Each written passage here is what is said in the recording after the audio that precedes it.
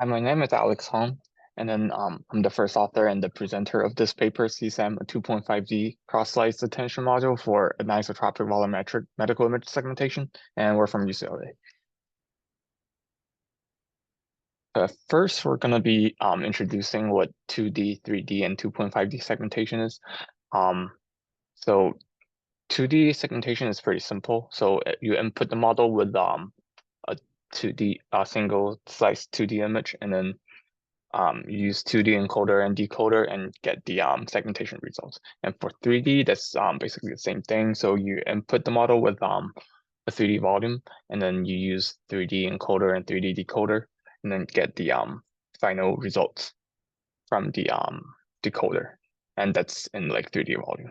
And 2.5D is less explored, and then that's like loosely defined. So one of our contribution in this work is we gave formal definition of 2.5D segmentation.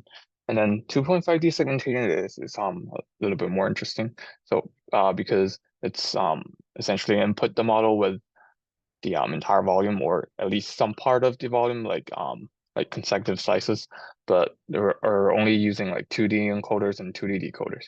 And we're trying to like incorporate volumetric information either before the encoder, or between the encoder and decoder, or after the decoder.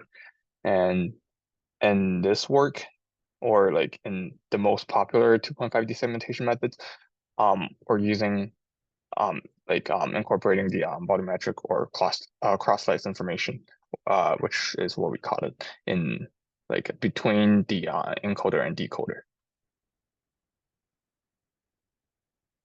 And what's the current state in anisotropic volumetric volume segmentation?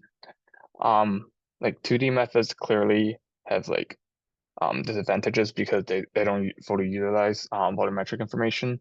So when doctors or clinicians actually like look at the medical images, they look at the single slice and then they move up and down to incorporate like volumetric information in there. So 2D methods like clearly does not utilize that information. And for 3D methods, they use like the volumetric information, but they're bad at dealing with anisotropic images because the in-plane resolution for medical like images are pretty good, but like the through-plane resolution for medical images are like pretty poor. Can be pretty poor. Like then the resolution between slices. And the 3D methods are bad at dealing with that.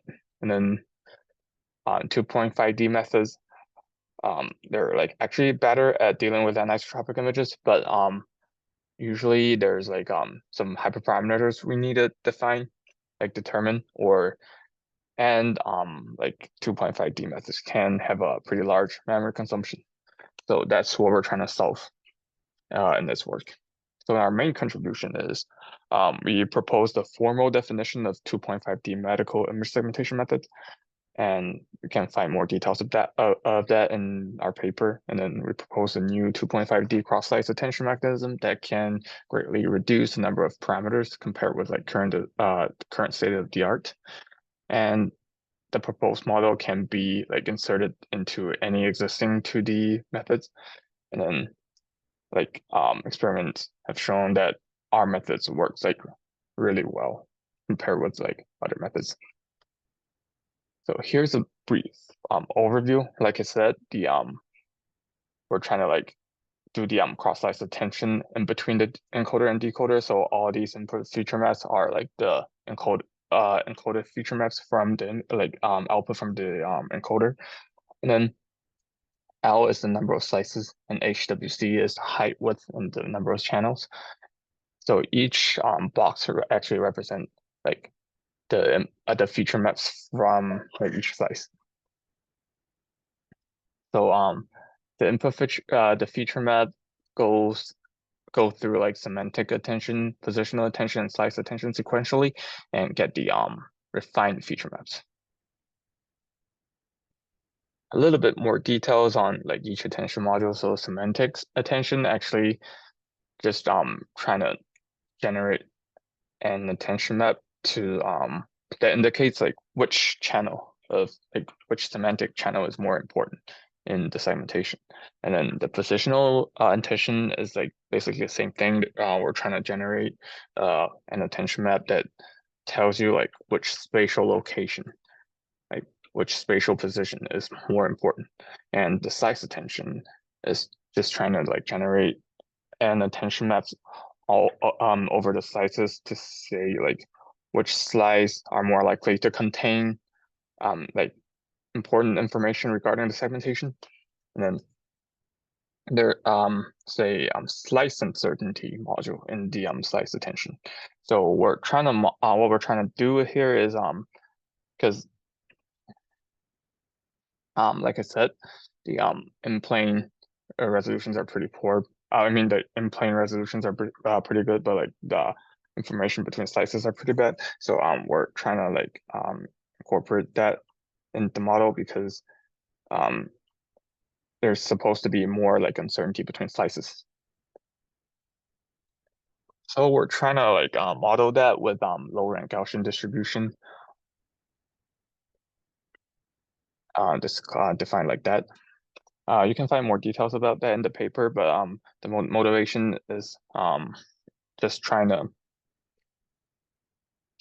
because like so what we're trying to do here is trying to sample the attention weights for the size attention from a multivariate Gaussian distribution, so which is low rank. So the attention of each size is like more correlated with the attention of slice like nearby. So that kind of makes sense.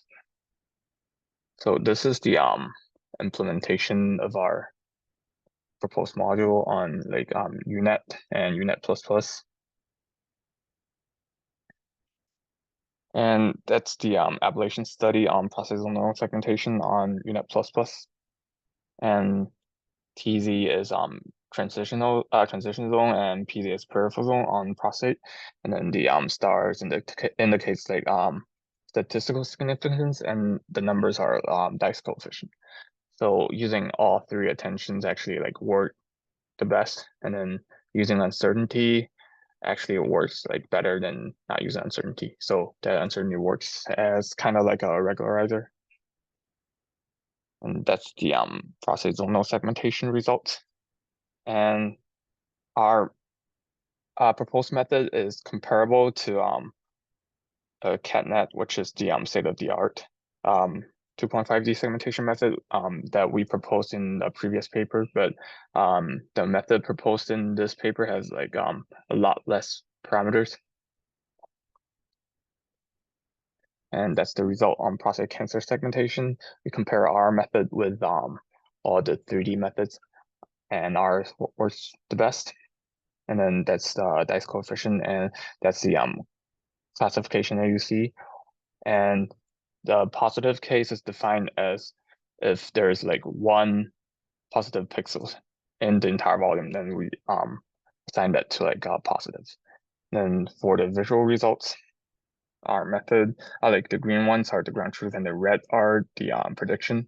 So on the bottom, like only our method is able to like pick up like these two lesions. And that's on the left is a cardiac segmentation on a public data set, and on the right is a placenta segmentation.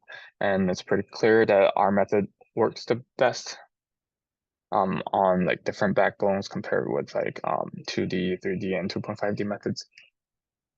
And here are the visual results of placenta segmentation. And it's pretty clear that our method works the best because the other methods kind of like under segment a lot of the slices. So in conclusion, our proposed method has the following advantages. It has like minimal additional parameters to train, and then it can be incorporated into like any existing networks. And then our method outperforms all the current 2D, 3D, and 2.5D models, like under simple training and data augmentation settings. And thanks for listening. That's it for the presentation.